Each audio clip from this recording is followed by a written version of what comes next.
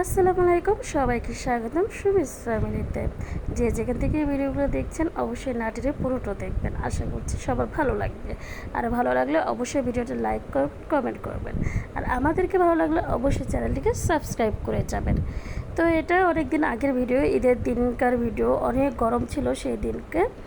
তো সেদিন বিকেলে আমরা একটু বাইরে বের হয়েছিলাম, আমাদের বাসায় যত মহিলারা আমরা ছিলাম ঈদের সময় তারা এবং আমার বোনকে নিয়েও আমরা বের হয়েছিলাম। তো এই তো বের হয়েছিলাম, একটু বের হয়ে নবীনগর গিয়েছিলাম। কিন্তু আমরা যতদূর জানতাম যে সাভার নাকি পুরো খালি হয়ে গিয়েছিল, কিন্তু এতটাই খালি ছিল যে অবস্থাটা দেখুন যে কী অবস্থা। পুরো নবীনগরে মানে একটু পা রাখার মতো জায়গা ছিল না, এমন একটা সিচুয়েশন ছিল। তারপরেও ভালোই লেগেছে, কেননা লোকজন মানেই তো ভালো লাগে, তাই না? কিন্তু আমি এতটা আশা করিনি যে এত লোক থাকবে। ভেবেছিলাম হ্যাঁ লোকজন থাকবে, কিন্তু তাই বলে এত থাকবে এটা ভাবিনি। যদিও আমরা আসলে এমন জায়গায় গেছি যেখানে লোকজন থাকারই কথা।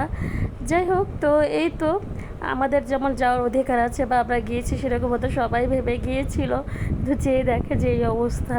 তো আর কী করা, যে যার মতো করে এনজয় করতেছে, আমরাও গিয়েছি আমাদের মতো করে এনজয় করার জন্য। তো এই তো আপুকে নিয়ে, আমার ভাগ্নিকে নিয়ে, আমাদের পাশের যে পাশের ফ্ল্যাটের যেসব ভাবিরা আছে তাদেরকে নিয়ে আমরা ঘুরতে গিয়েছিলাম। অনেক মজার একটি দিন কাটিয়েছিলাম। ঈদের দিন বলতে হাসি কান্না সব কিছু মিলিয়ে হয়। একটু খারাপ লাগেছিল, কিন্তু সব মিলিয়ে আমরা ভালোই কাটিয়েছি দিনটা, আলহামদুলিল্লাহ। তো আসলে এর আগে ভিডিওতে বলেছিলাম, মানে ক্যাপশন দিয়েছিলাম যে আমার মায়ের সাথে ঝগড়া করে কাটিয়ে গেছিলো আমার দ্বিতীয় দিন। আসলে ওখানে লিখেছিলাম তো, কিন্তু আমার বলতে মনে ছিল না আসলে যে আম্মুর বাসায় যাওয়ার পরে প্রথম সময়টা আমাদের ভালোই কেটেছে, কিন্তু পরের সময়টা একটু আমার মায়ের সাথে ঝগড়া লেগে গিয়েছিলো একটা ব্যাপারে। আসলে মায়ের সাথে তো না, প্রথমত লেগেছিলো আমার বোনের সাথে। ওর সাথে লাগার পরে আম্মু আবার ওর উপর সাপোর্ট করতে, জিনিসটা আমার আম্মুর সাথে লেগে গিয়েছিলো। তো এইভাবেই আসলে আম্মুর সাথে একটু রাগারাগি হয়েছিল। তো এই তো ভিডিওতে এবার একটু ঢং করতেছিলাম, একটু ভিডিও করতেছিলাম, পোস্ট করতেছিলাম, দেখি ভিডিও কেমন হয়। তো এইভাবেই দিনটা কাটাচ্ছিলাম। দিন তো না, প্রায় বিকাল হয়ে গেছিলো, সন্ধ্যা হয়ে গিয়েছিলো। তো সবাই জানাবেন আমার ঈদের জামাটা কেমন হয়েছে, কেমন লাগছে, আমাকে এত ভালো লাগছে কিনা জামাতে। সবাই জানাবেন। আর সব পরীরা তো আছেই আমার সাথে, সব পরীর সাথে আমি একটা জঘন্য পরী। যাই হোক, তবু আলহামদুলিল্লাহ, আল্লাহ আমাকে যথেষ্ট ভালো রেখেছেন, ভালো বানিয়েছেন। আমার চেয়েও অনেক অনেক খারাপ মানুষ আছে যাদেরকে দেখতে একেবারেই খারাপ, তবে আলহামদুলিল্লাহ আল্লাহ অনেক ভালো রেখেছেন, অনেক ভালোভাবে তৈরি করেছেন আমাদেরকে। এই তো আমি, আমার বোন, আমার ভাগ্নে, এদিকে আমার ছেলে ফুল নিয়ে খেলা করতেছে, ঘাস ফুল নিয়ে। আর এদিকে এই যে ছোট্ট মহারানী, এরই রাগ করেছেন, এরই কি জন্য একটা দিয়ে রাগ করেছেন, সে কি খাবে নাকি কোথায় যাবে সেটা নিয়ে খুব রাগ করেছেন। তার মা এত বোঝাচ্ছে, সে বুঝতেছেই না। শেষ পর্যন্ত তার মা না পেরে একটা থাপ্পড়ও লাগিয়ে দিয়েছিল, কিন্তু তারপরেও সে বুঝতে চাচ্ছিল না। আমি ডাকাডাকি করতেছি, সবাই ডাকাডাকি করতেছে, কিন্তু সে তার মতোই আছে। সে যেন তার নিজের রাজ্যের পরী, সে কারো কথা শুনতে রাজি না, সে তার মতো ঘুরে বেড়াবে। যাই হোক, ঘুরে বেড়াচ্ছে, সেটা তো কোনো ব্যাপার না, কিন্তু বাচ্চা মানুষ ভয় লাগে, যদি আমাদের সাথে না থাকে, এদিক ওদিক চলে যাবে, এখানে চলে যাবে, সেখানে চলে যাবে, তখন একটা বিপদ ঘটে যাবে। আর এদিকে ওই পরীরা তাদের ভিডিও ছবি নিয়ে ব্যস্ত ছিল। এদিকে আমার ভাগ্নি বলতেছিল তুমি এখানে দাঁড়াও, আমি একটা ভিডিও করে দিই, ছবি তুলে দিই। ভালো লাগতেছিলো গাছটা, যদিও আরও পাতা থাকলে আরও সুন্দর লাগতো, ছাঁটাই করে জিনিসটাকে একটু কেমন করে দিয়েছে। তারপরেও সুন্দর, প্রকৃতি বলতেই সুন্দর। প্রকৃতি এত সুন্দর সুন্দর করে তৈরি করে যে প্রকৃতি সব কিছু ভালো লাগে। তো এই তো এভাবে কেটে গেল আমাদের দিনগুলো। কার কার ঈদ কেমন গেল অবশ্যই জানাবেন, আর অবশ্যই আমাকে সাপোর্ট করবেন। অনেক আপু ভাইরা আছেন, ভিডিও দেখেন, আমার অনেক ভিডিও দেখেন আপনারা, কিন্তু কখনো ঠিকভাবে লাইক করেন না, কমেন্ট করেন না। আর ভালো লাগলে অবশ্যই সাবস্ক্রাইব করে যাবেন। ভালো মন্দ সব কিছু মিলিয়ে তো আমাদের জীবন যায়, বলুন, এভাবেই তো কাটে আমাদের জীবন। তো কী আর করার। এই তো এরকম করতে করতে অনেক সময় আমরা হাঁটাহাঁটি করলাম, এক পাশ থেকে পর আরেক পাশে যাচ্ছিলাম। এদিকে আমাদের ওদিকে তিন সুন্দরী ওদিকে চলে গিয়েছিলো সব বাচ্চা আমাদেরকে দিয়ে।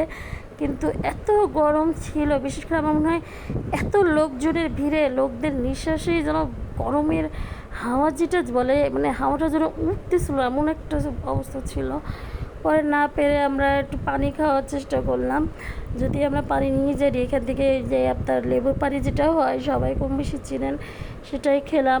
বাচ্চারা আইসক্রিম খেতে চেয়েছিলো এই পাশ থেকে, কিন্তু আমার কাছে মনে হলো আইসক্রিমের দাম অনেক বেশি চাচ্ছিল।